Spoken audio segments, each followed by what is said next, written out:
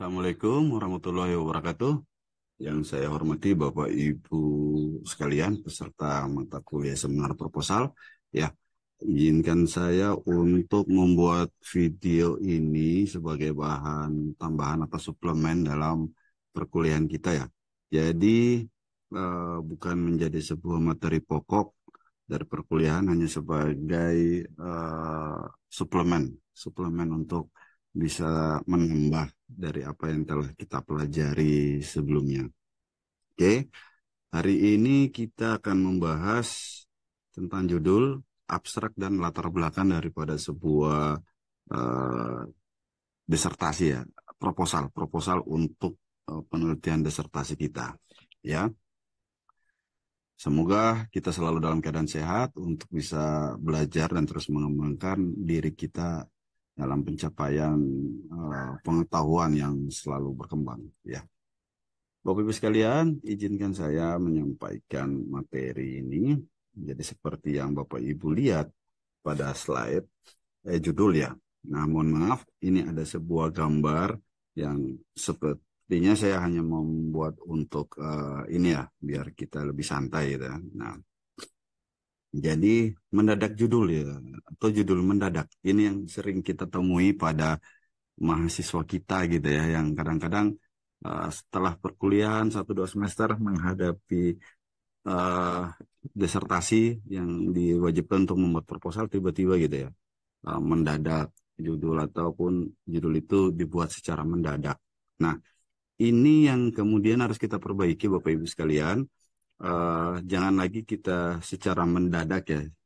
Saya tidak mengatakan itu salah, tapi sebaiknya itu kalau kita mau ingin mencapai sesuatu yang maksimal atau sesuatu yang lebih baik ya, sepertinya jangan mendadak kalau menurut saya.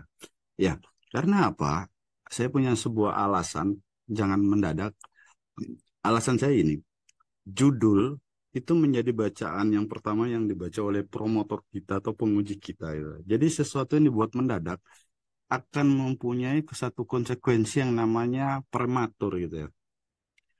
Eh, dan prematur itu akan membuat kita semakin sulit gitu, untuk mengembangkan. Nah, jadi saya berharap itu dihindari karena judul menjadi sebuah kalimat atau struktur kalimat yang pertama kali dibaca atau ditanyakan. Nah, ini yang menjadi penting. Jadi jangan lagi kita masuk pada situasi yang mendadak judul atau judul mendadak gitu ya. Jadi harus kita rubah pola seperti itu yang kita menyusun sebuah judul itu menjadi sesuatu yang sistematis juga ya, terukur gitu. Nah, jadi harapan saya malah seperti ini Bapak Ibu yang saya tulis, judul menjadi sebuah keinginan atau menjadi mimpi dari seorang pengusul atau mahasiswa yang akan melakukan penelitian. Saya lebih berharap seperti itu. Namanya keinginan itu biasa dirajut, dikonstruksi kalau bahasa kita pakai bahasa ilmiah-ilmiah gitu ya, dikonstruksi Bapak Ibu. Jadi tidak tiba-tiba aja. Nah, keinginan yang dikonstruksi itu akan jauh lebih baik ketimbang sesuatu yang secara mendadak hadir muncul di tengah-tengah kita gitu. Itu yang saya bandingkan. Makanya saya lebih berharap judul merupakan sebuah keinginan gitu ya dari seorang peneliti atau mahasiswa. Nah, eh, judul sendiri coba saya elaborasikan ya menjadi tiga Bapak Ibu sekalian. Eh, ada yang berkarakter ideologis, ada sosiologis, ada pun metodologis. Tinggal bagaimana kemudian kita menggunakan eh, logiknya gitu ya untuk menemukan judul kita atau membangun judul kita. Oke, saya mulai dengan ideologis ya.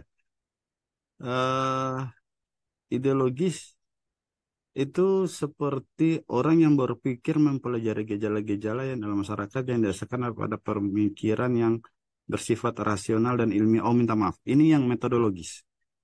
Nah, jadi gambarnya terbalik dengan tulisannya ya Bapak Ibu, saya minta maaf. Jadi eh, metodologis itu orang yang berpikir mempelajari gejala atau mempelajari fenomena yang didasarkan pada pemikiran yang bersifat rasional. Itu penting Bapak Ibu untuk kita pahami.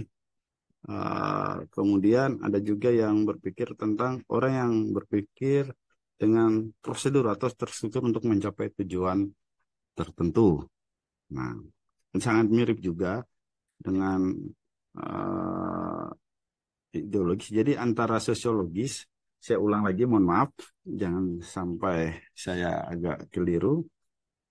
Jadi uh, kalau ideologis, ya ideologis itu orang yang berpikir untuk bisa mewujudkan cita-citanya dengan sangat sederhana gitu ya, itu ideologis. Dan dia sangat prinsipil karena misalkan saya orang sosiologis, judul saya harus sosiologi.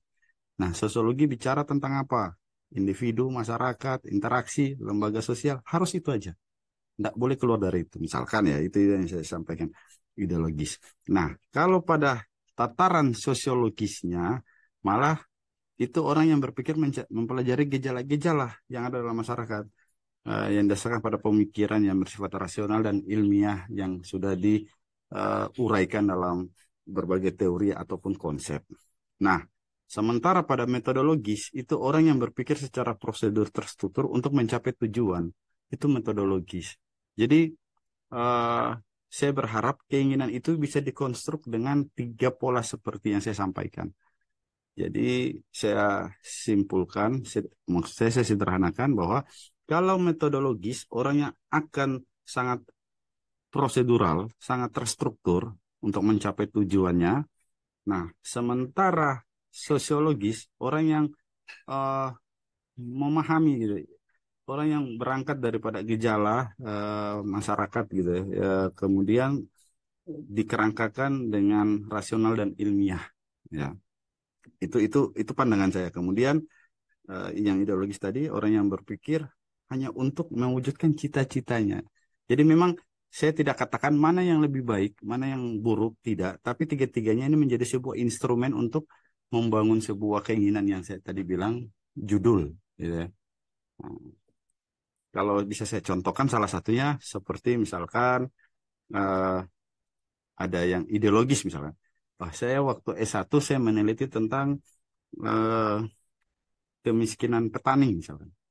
Ya, mungkin pada tesisnya dia akan berpikir, nah, saya ingin mengembangkan tentang eh, dampak lahan terhadap kemiskinan. Oke, pada S3-nya saya ingin meneliti tentang dampak kebijakan tentang kemiskinan. Jadi semuanya diarahkan pada satu hal yang sama gitu ya. Karena dia akan ingin menjadi seorang yang ahli pada masalah perkembangan petani ya. Entah ekonomisnya, entah kebijakannya dia akan ingin mendapatkan keahlian pada satu bidang itu. Fenomena apapun mungkin tidak terlalu dipikirkan. Yang jelas dia akan berpikir tentang keinginan dia. Itu ideologis. Contohnya seperti itu ya Bapak Ibu sekalian. Jadi sekali lagi saya tekankan tidak ada yang paling benar di antara ketiga jalur membangun judul ini, jalur untuk mengkerangkakan judul. Namun akan tetapi kita harus sesuaikan dengan kondisi kita ya situasi kita, sumber daya kita itu harus kita perhitungkan juga sebelum kita memilih mengkerangkakan keinginan kita atau judul kita. Mudah-mudahan dengan sederhana ini bisa dipahami. Silakan nanti kita lanjutkan pada uh, diskusi ya untuk lebih memperdalam atau mengembangkan apa yang telah saya sampaikan sebelumnya.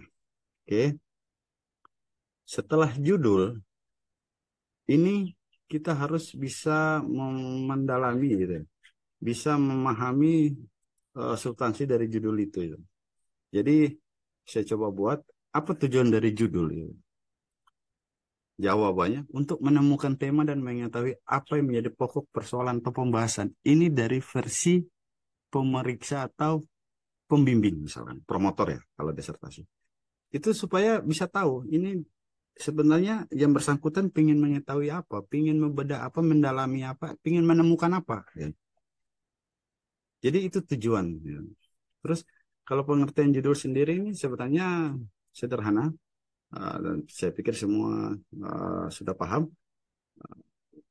sebuah pertanyaannya mengandung keseluruhan isi dari suatu penelitian ya terkait. Sebenarnya bukan eh, pertanyaan pernyataan ya. Mohon maaf, saya ada sedikit kesalahan menulis.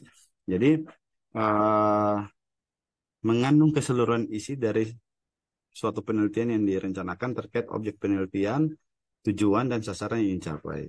Ya, judul harus menarik pembaca dan menarik perhatian ya, yang akan diselidiki tema tersebut ya. Jadi itu pengertian dari sebuah judul bahwa memang dia harus mengandung keseluruhan daripada rencana penelitian yang akan kita lakukan.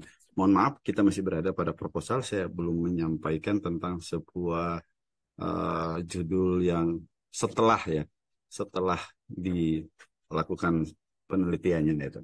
Mungkin saja bisa bergeser ya judulnya. Nah, terus apa peran judul? Uh, nah, judul ini kalau skeptisnya ya, saya ambil pada skeptisnya itu membentuk pembaca ya, orang yang membaca untuk memilih atau teks bacaan ya, ya kan? Nah, dapat membantu pembaca memprediksi isi dari sebuah teks. Ini peranan dan ini buat saya skeptis. Sementara peranan judul secara eh, substansi buat buat buat eh, peneliti atau mahasiswa seperti yang tadi dia mengkerangkakan sebuah tema yang mewakili daripada judul atau pokok persoalan yang akan diteliti nantinya dan itulah kemudian eh, menjadikan orang membaca akan memahami gitu, terutama pada promotornya. Jadi oke, ada tujuan daripada judul itu sendiri, ada pengertian daripada judul, ini konseptual saja, dan ada peranan judul yang memang coba saya ambil secara skeptis, dan ada yang secara substansial daripada itu. Dan sebaliknya juga peranan judul bagi pemeriksa atau promotor, penguji, ya sebagai representatif dari apa yang uh, mahasiswa atau peneliti itu akan lakukan. Gitu. Paling tidak akan terlihat dari itu. Oke. Maka di bawah saya coba buat sebuah simpulan-simpulan sederhana. Judul merupakan format kesimpulan dari seluruh penelitian, ya, isi dari seluruh penelitian. Yang sebenarnya bukan penelitian, ini kita masih pada proposal yang berharap tidak berubah lagi judulnya. Judul merupakan kerangka referensi untuk keseluruhan disertasi. Jadi dengan judul, ya dia akan menjadi sebuah frame reference buat ketika kita membaca uh, alih fungsi lahan pertanian. Nah, jadi akan kerangka referensi kita akan ada pada alih fungsi lahan uh, pertanian seperti itu. Itu yang harus kita pahami. Jadi biar jangan sampai judulnya apa, isinya kemana gitu kan. Nah itu yang jadi yang kadang-kadang dikatakan apa ya, di prank gitu ya. Uh, Judulnya tentang kemiskinan, ternyata isinya tentang bencana alam gitu. Yang sebenarnya ada hubungannya, cuman dia tidak menjadi referensi bagi sebuah judul gitu. Dia tidak menjadi sebuah kerangka yang harus masuk ya ketika kita berbicara tentang kemiskinan karena orientasinya berbeda. Nah, ini perlu diperhatikan walaupun sangat sederhana, judul sangat sederhana dan sangat sedikit sekali pembagiannya dalam sebuah disertasi, tapi kemudian dia menjadi begitu penting, menjadi begitu uh, apa ya, menjadi begitu hal yang begitu menarik karena ketika kita mau maju ke promotor kita selalu ditanya bukan isinya dulu, judul. Makanya begitu pentingnya judul sehingga saya agak cukup panjang lebar menjelaskan judul itu agar kita tidak salah dari mulai mengkerangkakan Bapak Ibu ya, mengkerangkakan itu sehingga kemudian kita bisa mau menyajikan sebuah judul itu seperti apa. Oke, nah seperti tadi saya sampaikan tentang bagaimana kita menyajikan, di sini saya coba membuat sesuatu yang mungkin sederhana saja Bapak Ibu tentang pola pembentukan judul ya. Ada sederhana, ada sistematis, kok bukan ada, maksudnya terpola ya, sederhana, sistematis, terukur, serta representatif. Ini maksud saya seperti itu. Jadi judul tidak usah bertele-tele terlalu panjang, terlalu detail, sederhana saja. Dia sistematis dari eh, masalah, orientasi, dan mungkin ada eh, capaian yang ingin kita sampaikan. Terus terukur, terukur itu artinya masalahnya terlihat jelas, eh, penyelesaiannya itu juga eh, terlihat jelas. Misalkan eh, pemanfaatan pemanfaatan misalkan minyak A gitu loh untuk pengobatan penyakit kanker stadium 1. Nah, berarti jelas terukur semua pemanfaatan minyak ini ya, dari daun ini terus untuk menyembuhkan sebagai alat ya, sebagai bahan untuk mengobati penyakit ini pada takaran seperti ini. Nah, itu jelas. Dan representatif ini seperti tadi yang saya sampaikan bahwa dia bisa menjadi sebuah kerangka referensi untuk keseluruhan disertasi kita. Jadi pola pembentukannya kita buat sederhana, sistematis, terukur, dan representatif. Jadi tidak terlalu sulit ya Bapak Ibu sekalian.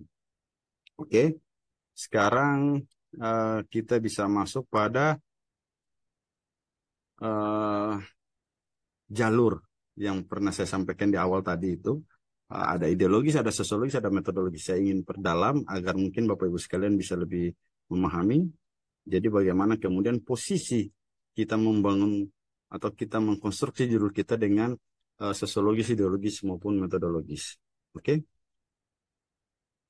Nah, ideologis itu peneliti berusaha menyampaikan bahwa dia tertarik dan ingin menyampaikan fenomena tersebut melalui suatu proposal penelitian. Peneliti berusaha menyampaikan bahwa dia tertarik dan ingin membuktikan.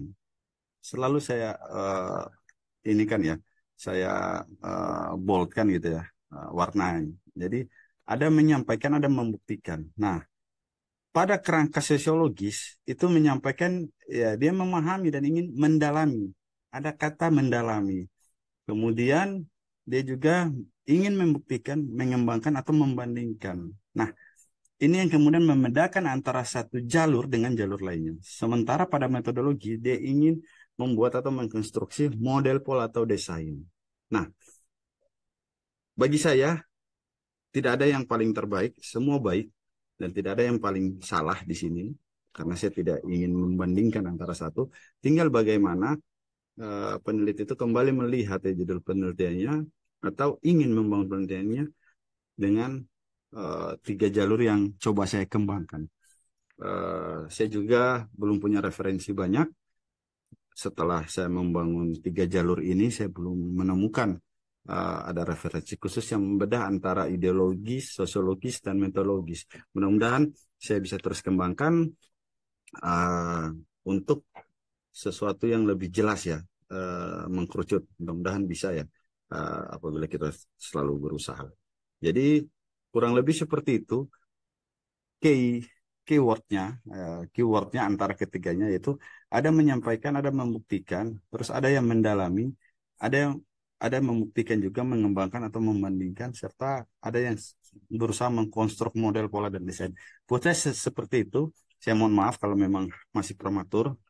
Mohon masukannya juga agar kita bisa selalu berkembang pada tataran yang lebih baik ya dari sebelumnya. Nah, oke. Mohon maaf, di bawah eh, saya cuplik sebuah, apa gambar tentang uh, Hayati dan Zainuddin, uh, sehingga uh, ya mungkin buat merefresh saja pikiran kita sekalian. Ya, Bapak Ibu sekalian yang saya hormati, jadi dengan tiga hal tersebut, saya berharap kita bisa lebih fokus untuk mengkerangkakan judul kita ya, pada tataran di mana judul kita itu akan bisa kita kembangkan lebih jauh. Bagi saya, judul apapun ketika dibangun dengan sistematis, terarah, dan memiliki orientasi yang jelas, itu akan jauh lebih baik ketimbang seperti yang tadi saya sampaikan, mendadak gitu ya, mendadak judul atau judul mendadak. Ya. Oke, kemudian sekarang kita lanjutkan pada bagian yang berbeda lagi, tapi merupakan bagian yang berada pada satu proposal ya, yaitu abstrak ya. Abstrak biasanya dibuat pada akhir ya, ketika seluruh isi proposal selesai kita buat, kita susun, maka yang terakhir yang kita lakukan adalah membuat abstrak. Jadi abstrak menjadi sesuatu yang berada di lembaran depan, halaman depan, akan tetapi dibuatnya dari belakang gitu ya. Nah, abstrak tidak mungkin dibuat sebelum latar belakang, kerangka berpikir, metode belum kita selesaikan, kita sudah membuat abstrak. Sepertinya agak sulit karena eh, hampir dipastikan seluruh abstrak daripada proposal itu diambil daripada isi proposal itu sendiri. Kalau saya sendiri coba mengartikan abstrak sebagai sebuah ringkasan mengenai isi proposal yang kita tulis secara akurat, mudah dibaca, jelas, dan padat.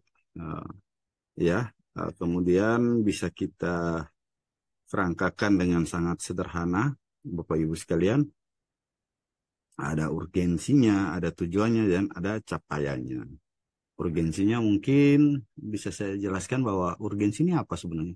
Urgensi kita mau melihat latar belakangnya ya, permasalahannya, terus seberapa penting masalah ini atau kondisi ini kita teliti ya, kasus ini kita teliti misalkan.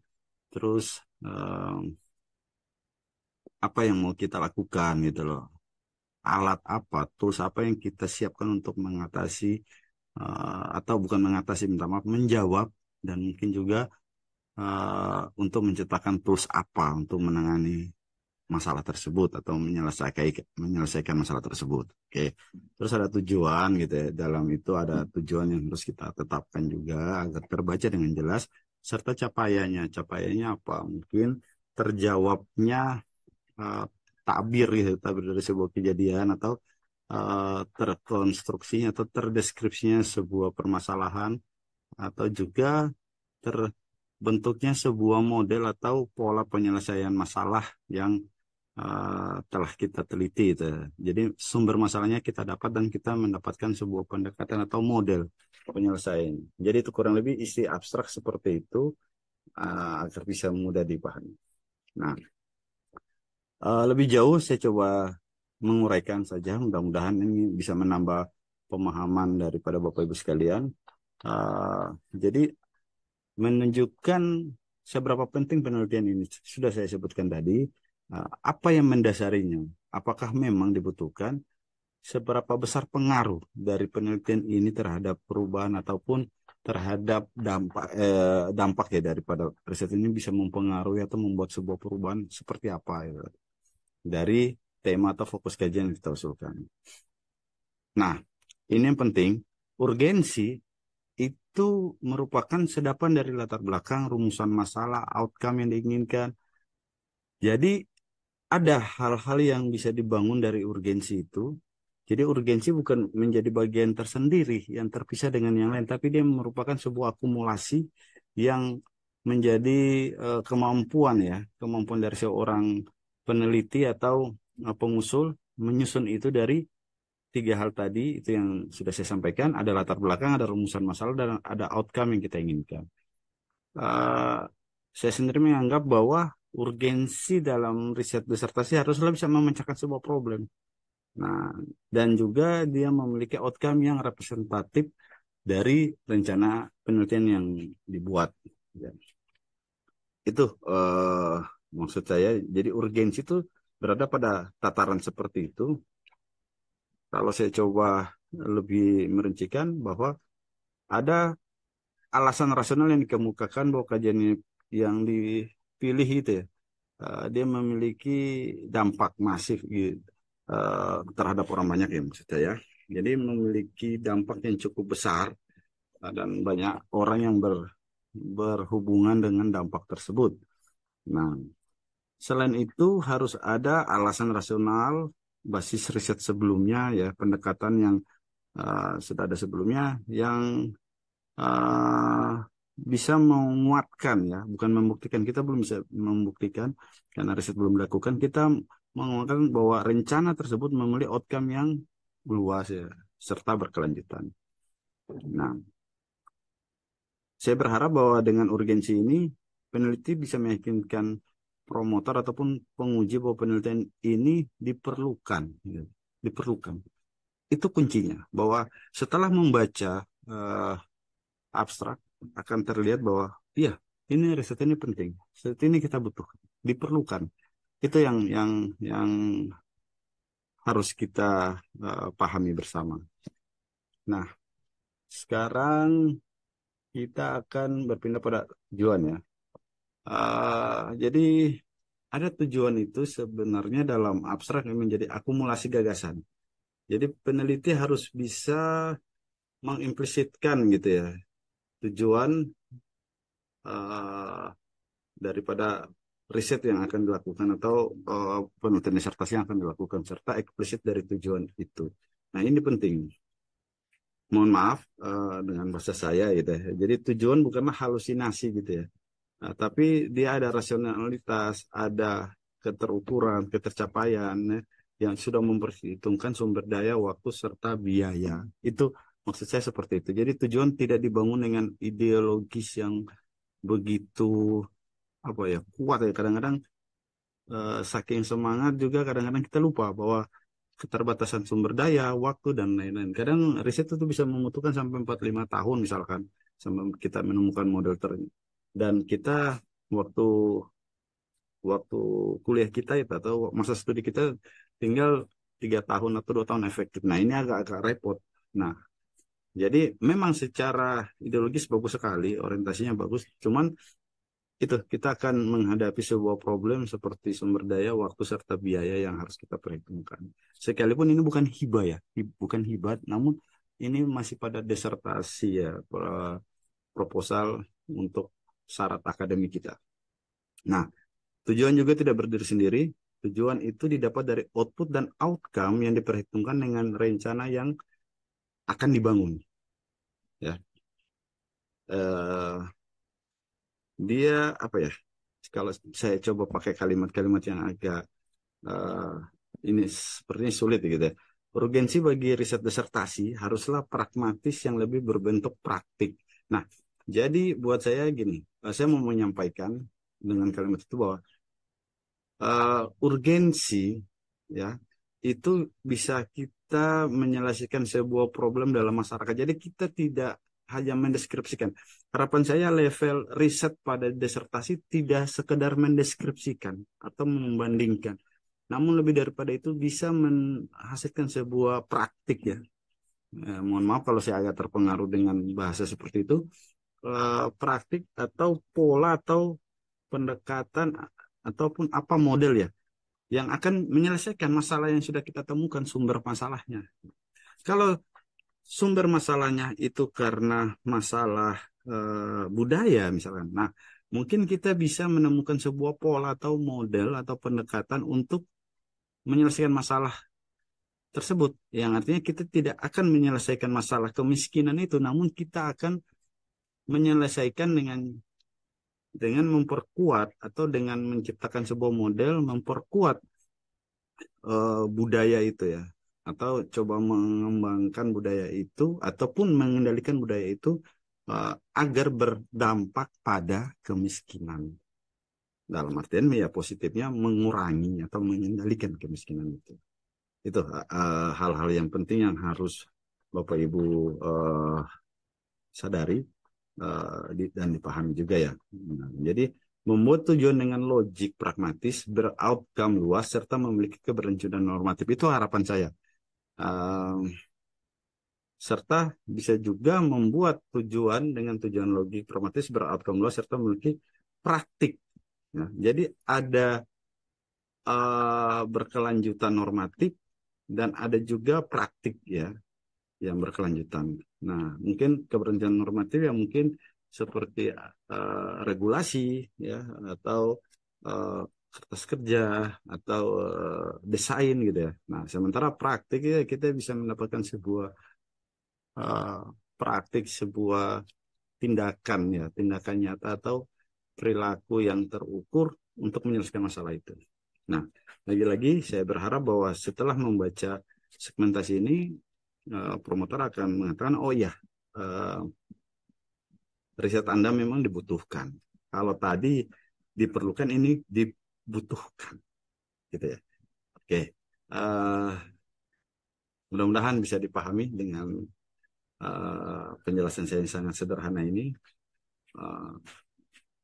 Terus ada juga tentang ini, capaian. Capaian dipandang sebagai hasil dari suatu riset yang mengikuti dari proses yang dijalankan, gitu ya. Jadi kalau bisa dalam proposal sudah harus menunjukkan kejelasan bentuk, model, dan kejelasan output, ya.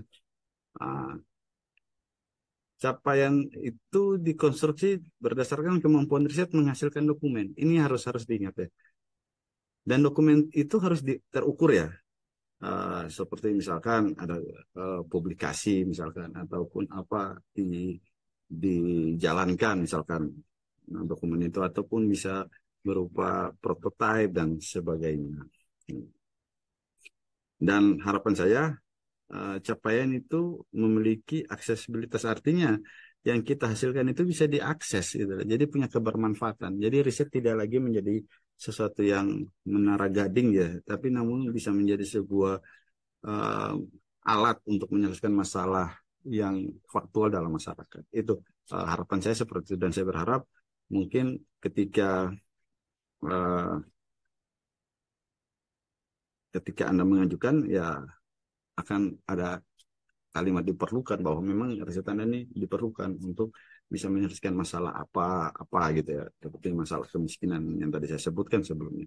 Nah, sampai di sini silakan Bapak Ibu melihat kembali judul penelitiannya, kembali melihat abstraknya, terus silakan dikaitkan ataupun dikembangkan dari apa yang sudah saya sampaikan. Oke. Nah, kita lanjut lagi pada latar belakang Bapak Ibu sekalian, latar belakangnya. Jadi memang latar belakang kadang kita berulang kali harus membuat latar belakang dan harus berubah karena salah satu faktor adalah tidak sistematis, tidak terstruktur dengan baik. Jadi terkadang kita mengkaji pada tataran kecamatan atau sebuah desa, namun kita terlalu luas. Misalkan kita menceritakan tentang kondisi global gitu, efek panas gitu ya, musim panas yang berkepanjangan. Nah itu mungkin kejauhan, terus tidak signifikansi juga misalkan dengan tema pokok kita. Nah ini yang terkadang berulang-ulang kali, dan rumusan masalah kita itu tidak termaktub dalam latar belakang yang kita buatnya. Ya, harusnya sudah ada. Jadi saya coba menjelaskan ya secara deskriptif bahwa latar belakang berisi pemikiran, pernyataan masalah utama, dan gambaran singkat dari pertanyaan ya, penelitian yang akan bahas. Jadi latar belakang itu mengandung ya tinjauan bidang atau keilmuan yang diteliti, informasi terkini seputar masalah yang kita angkat, studi sebelumnya, sejarah yang relevan dengan hal tersebut. Ini masukan dari saya. Jadi saya berharap bahwa latar belakang mengandung hal itu untuk mempermudah pembacaan daripada promotor maupun penguji kita, Bapak Ibu sekalian. Nah, saya coba menggambarkan ya dengan sederhana, mudah-mudahan bisa dipahami. Jadi penelitian yang terdefinisikan baik dan dengan mengacu pada literatur yang ada ini, saya coba dengan 3 warna ya, mengidentifikasikan, menggambarkan, menyajikan. Jadi bagaimana kemudian dalam proposal itu mengidentifikasi. Oke, kita lihat pada ini ya, di kuning. Perencanaan pembangunan di bidang ketahanan pangan Kabupaten Buru, bla bla bla bla. Ya, ya kan, akan meningkatkan ketahanan pangan dan melanjutkan revitalisasi dalam rangka mewujudkan kemandirian pangan. Oke, peningkatan daya saing produk pertanian serta kelestarian lingkungan dan sumber daya alam. Oke, ini kita mengidentifikasi yang semestinya juga didukung dengan data-data ya. Misalkan kita ngomong bahwa dia bisa mewujudkan kemandirian pangan, ada data peningkatan daya saing produk apa gitu loh. Produk pertanian ya mungkin dengan statistik atau data BPS kita dapatkan. Nah, begitu juga kita mengidentifikasi bahwa eh, program dijalankan secara parsial ya. Jadi program-program pembangunan itu, peningkatan itu dilakukan secara parsial dan kita akan membuktikannya. Oke, yang biru kita menggambarkan ya. Jadi seperti ini, ketahanan pangan sulit dipenuhi. Nah, itu seperti kita menggambarkan bahwa sulit. Kita punya sumber daya begitu banyak, tapi kita sulit untuk memiliki kemampuan daya tahan pangan gitu yang tinggi. Tidak bisa karena faktor apa? Nah, salah satu tujuan daripada riset ini seperti itu ingin membuka tabir kenapa gitu dengan sumber daya begitu banyak, tapi kok kita tidak berketahanan pangan gitu. Nah, jadi pada ini yang di bawah ini kita gambarkan permasalahan utama dalam pengentasan kemiskinan adalah bagaimana masyarakat mampu berdiri dan berdaya di atas sumber-sumber alami yang tersedia. Itu kita gambarkan harusnya gitu. Yang dikatakan masyarakat yang dikatakan pengentasan kemiskinan itu yaitu harus mampu berdiri berdaya di atas sumber-sumber daya. Nah, itu yang bisa kita gambarkan. Kemudian kita bisa menyajikan masalah. Misalkan seperti warna hijau. Warna hijau yang saya berikan pada tulisannya. Bagaimana kohesi dan strategi adaptasi masyarakat di desa bla bla bla bla. Terus bagaimana strategi pemanfaatan kohesi bla bla bla nya. Jadi ini kita menyajikan masalah. Nah, harapan saya dalam sebuah proposal itu termaktub 3 hal ini. Ada identifikasi, ada menggambarkan, ada menyajikan masalah. Jadi ndak saling meninggalkan. Ya. Ada 3 hal yang bisa kita kuatkan di dalam proposal kita. Oke. Nah, selain itu kita bisa memasukkan misalkan tadi menyajikan informasi, kita perlu ingat ya, menyajikan informasi dengan instrumen apa coba misalkan definisi terperinci dari topik atau masalah, menyediakan konteks waktu terkait topik terkait dan membandingkan dengan peristiwa atau keadaan terkini. Ini penting sekali Bapak Ibu. Uh, jadi dengan contoh proposal yang sudah saya tulis tadi itu, kita bisa lihat misalkan menyediakan konteks waktu terkait topik misalkan. Data statistik menunjukkan peningkatan jumlah penduduk miskin, bla bla bla bla dari tahun berapa dengan presentasinya. Nah, ini kita menyediakan konteks waktu yang terkait dengan kemiskinan ya gitu ya, jumlah penduduk miskin ataupun apa misalkan. Nah, begitu juga yang warna hijau misalkan definisi terpencil dari topik. Ya. Jadi perencanaan pembangunan bidang ketahanan pangan selalu diarahkan pada peningkatan ketahanan pangan dan melanjutkan revitalisasi. Itu rencananya, ya. Namun faktornya kan tidak seperti itu. Nah, itu yang menjadi persoalan. Nah, kemudian membandingkan dengan peristiwa keadaan dulu dengan terkini ya misalkan. Penelitian ini dikonstruksi dari pengamatan data awal terhadap pola kemiskinan yang terjadi di Kabupaten Buru, ya kan? Nah, sehingga melahirkan peningkat, ya kan? Kita menggambarkan, membandingkan itu. Jadi data kita dari tahun ke tahun itu sebenarnya kita surplus, misalkan. Nah, kok sekarang kita jangankan surplus untuk berketahanan pangan aja sulit gitu. Nah, artinya kalau berketahanan pangan nggak harus lebih, nggak harus surplus ya. Stabil aja ya udah bagus kan untuk berketahanan pangan. Nah, ini yang jadi problem. Jadi kita membandingkan mungkin juga sama dengan data. Jadi kita tidak membandingkan konsep atau teori ya, tapi kita membandingkan faktualnya, datanya itu, data-data statistik gitu yang lebih utama seperti dari BPS yang harus kita tunjukkan pembuktiannya seperti itu. Oke, saya pikir Bapak Ibu sekalian sudah cukup 3 hal yang tadi saya sampaikan tentang abstrak, latar belakang, dan judul. Dan saya pikir butuh pengembangan lebih jauh. Jangan lupa kita selalu belajar, selalu mengejar apa kekurangan kita, bukan untuk menjadi yang terbaik, namun untuk selalu melengkapi dan menambahkan khasana berpikir kita. Jadi saya berharap dalam pembelajaran tidak ada sebuah kompetisi, tapi kita menyadari bahwa kita memang butuh itu ya. Kita butuh itu untuk melengkapi kekurangan yang kita miliki. Sebelum saya akhiri, saya mohon maaf banyak kekurangan yang ada pada penjelasan saya dari awal sampai akhir. Saya mohon maaf. Selanjutnya saya juga selalu memohon untuk kita selalu belajar bersama. Artinya akan ada pengembangan-pengembangan. Bapak Ibu juga terus belajar dan mencari referensi lain dari yang saya berikan untuk kita bisa terus berkembang bersama. Mungkin itu dari saya dulu. Sekian dan terima kasih. Assalamualaikum warahmatullahi wabarakatuh.